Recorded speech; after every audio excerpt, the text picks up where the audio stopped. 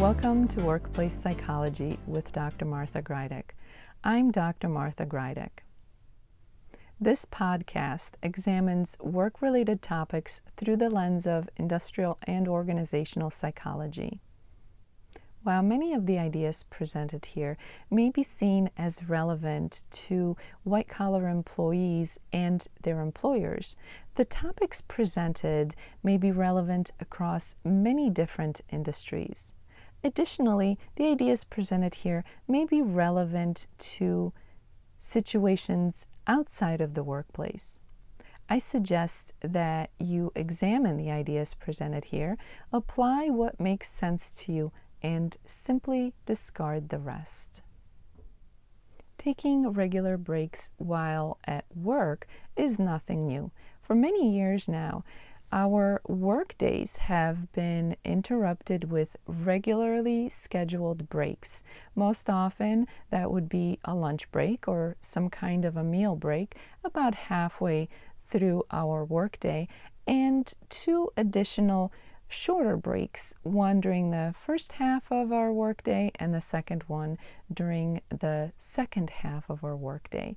This has been the norm for many white-collar and blue-collar employees for many years now. Unfortunately, over more recent years, many people have gotten away from taking regular breaks, whether that was by design on purpose or whether it was simply because they had too much to do, too much on their plates, or they lost track of time as they were too busy working.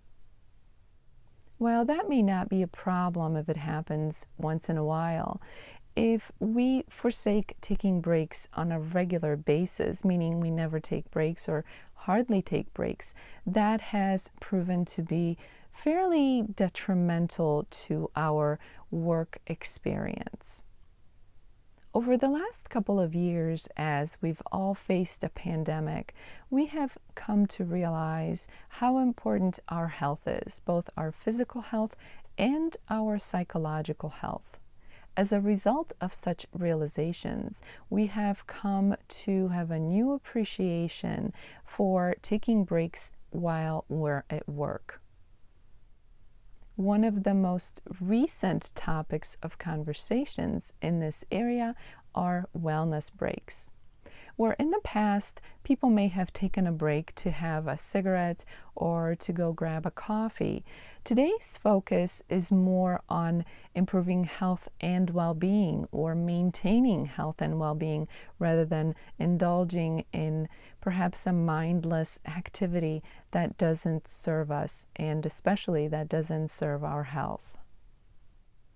Studies have demonstrated the importance of taking breaks, especially wellness breaks. Wellness breaks are good for everybody involved, for the employee, the employer, as well as the customer. Studies have shown that employees who take wellness breaks on a regular basis tend to be happier at work, more engaged at work, and more productive. This is good news for both the employee and the organization. Furthermore, customers have reported a better experience when interacting with employees who engage in regular wellness breaks.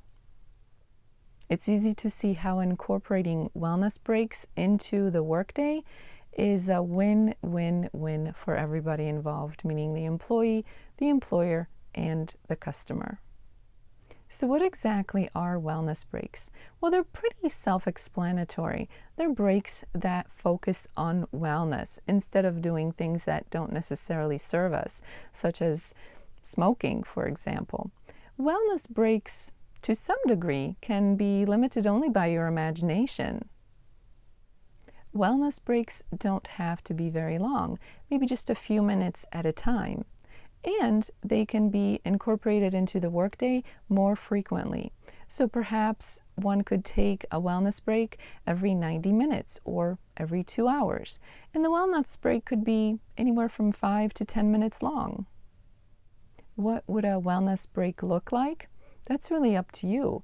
It could be a few minutes where you simply get up from your desk to stretch your body and give your eyes a rest from looking at the monitor.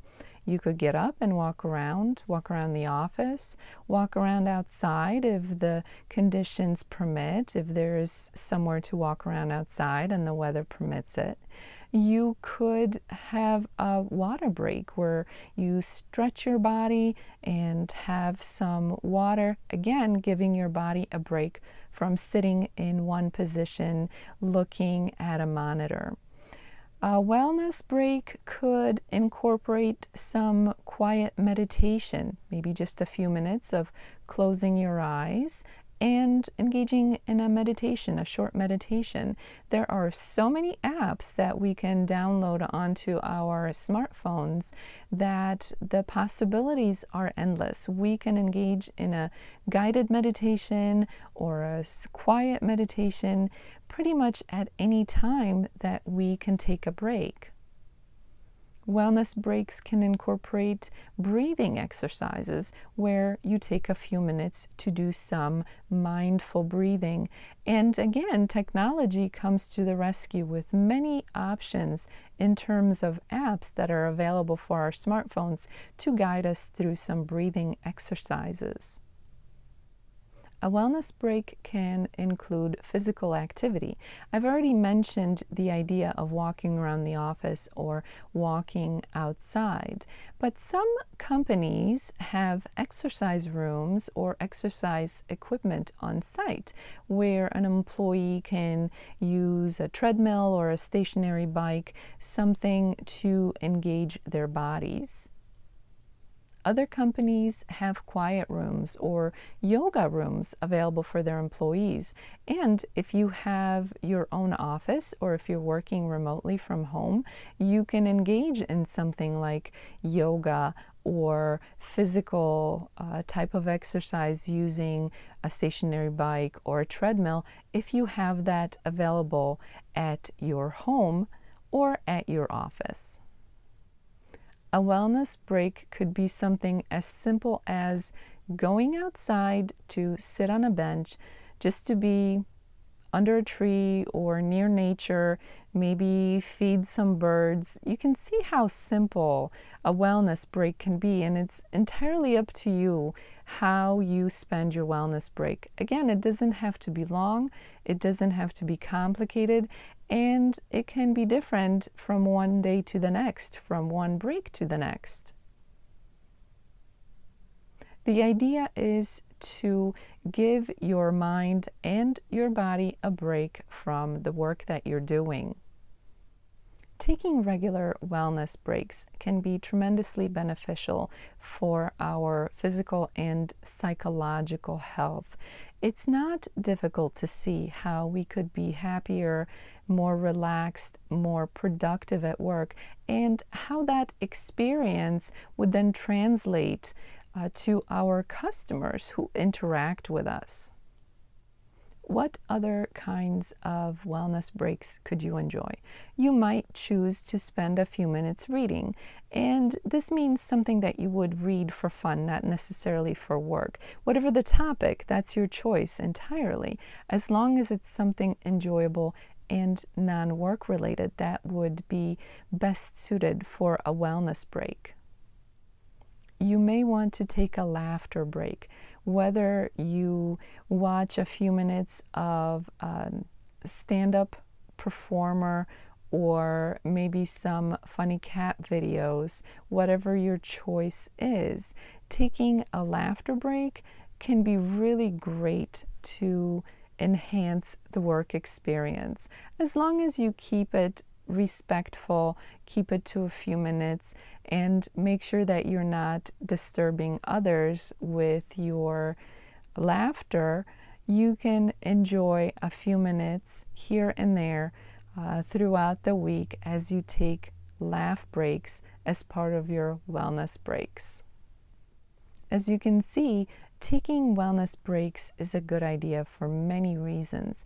Not only does it benefit us in terms of our health, psychologically and physically, it provides a better chance for a good work experience, better engagement at work, better productivity at work. This translates into a better experience not only for the employee, but also for the customer who interacts with that employee. And of course, all of that is good news for the organization.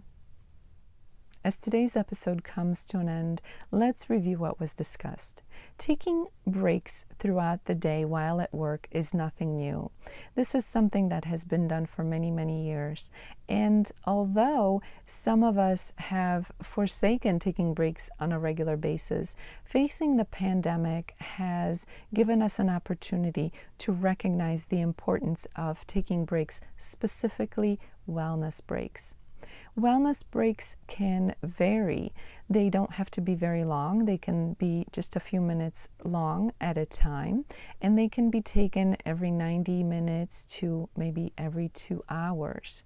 Wellness breaks can vary in terms of how we spend our time. We can do anything from standing up to stretch and walking around and having some water to engaging in some physical activity such as exercise or maybe yoga, or engaging in breathing exercises or perhaps meditation.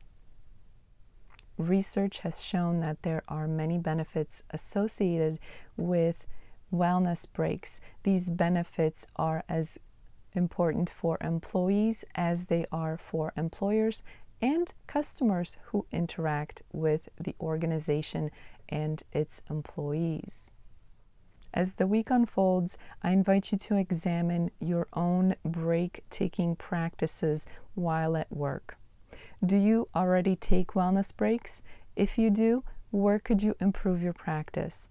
And if you don't, how can you start incorporating wellness breaks into your day at the office?